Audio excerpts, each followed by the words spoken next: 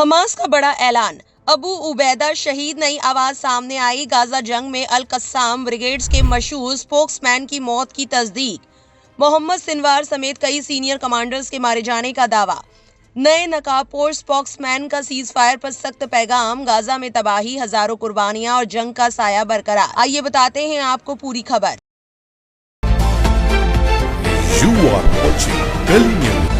Hamas ने तस्दीक की है कि उसकी मुसल्लह विंग के स्पोक्समैन, जिन्हें अबू उबैदा के नाम से जाना जाता था, और गाजा में ग्रुप के पूर्व लीडर मोहम्मद सिनवार इजराइल की जेनोसाइडल जंग में इस साल की शुरुआत में मारे गए थे।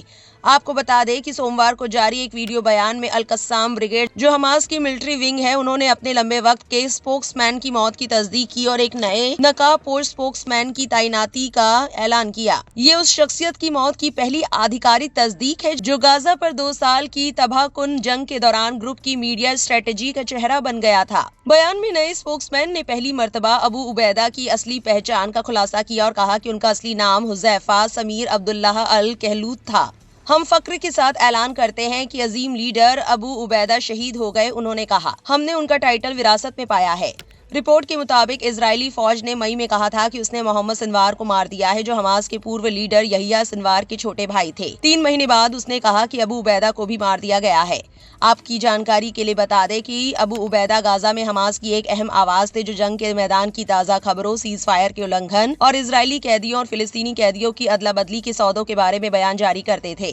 खासकर इस साल की शुरुआत में एक मुख्तसर सीज फायर के दौरान, जिसे इजराइल ने यकतरफा तोड़ दिया था। उनका आखिरी बयान सितंबर की शुरुआत में था, जब इजराइल ने गाजा सिटी पर एक नई मिलिट्री हमले के शुरुआती मराहिल शुरू किए, इलाके को कॉम्बैट जोन करार दिया और सैकड़ों रिहायशी इमारतों को तबाह कर दिया, जिससे फिलिस्तीनी बड़ी तादाद में भागने पर मजबूर हुए। रिपोर्ट में ये भी बताया गया कि कस्साम ब्रिगेड्स ने कई और उच्च रैंकिंग कमांडर्स की मौत की भी तस्दीक की, जिनमें मोहम्मद शबाना, ग्रुप की राफाह ब्रिगेड के सरबराह, और 2 और लीडर्स हकम अलीसा और राइद साद शामिल हैं। वो इजराइल द्वारा पिछले 2 सालों में मारे गए हमास के नुमाइंदों की बढ़ती फहरिस्त में शामिल हैं, जिनमें हमास के कई टॉप मिलिट्री और पॉलिटिकल लीडर्स शामिल हैं, जैसे top political leader Yahya Sinwar, military commander Mohammed Deif, जो 1990 के दशक में कस्साम ब्रिगेड्स के फाउंडर्स में से एक थे, और पॉलिटिकल चीफ इस्माइल हनिया, जिनका ईरान की राजधानी तेहरान में कत्ल किया गया था। बयान में कहा गया कि डीफ की मौत के बाद मोहम्मद सिनवार ब्रिगेड्स के चीफ ऑफ स्टाफ बने थे और ग्रुप को एक निहायत मुश्किल मरहले से गुजारा, इससे पहले कि वो खुद मारे गए। नए स्पोक्समैन ने मौजूदा सियासी सूरत हाल पर बात करते हुए कहा कि ग्रुप उस सीज फायर के लिए प्रतिबद्ध है जो 2 महीने से ज्यादा पहले लागू हुआ था, बावजूद इसके कि उन्होंने बार बार इजरायली उल्लंघन करार दिया। हमारे लोग अपना दिफा करते हैं और जब तक कब्जा काफी है अपने हथियार नहीं छोड़ेंगे। उन्होंने कहा, हथियार डालने की अपीलों को रद्द करते हुए हम सरेंडर नहीं करेंगे, चाहे हमें अपने नाखूनों से ही लड़ना पड़े।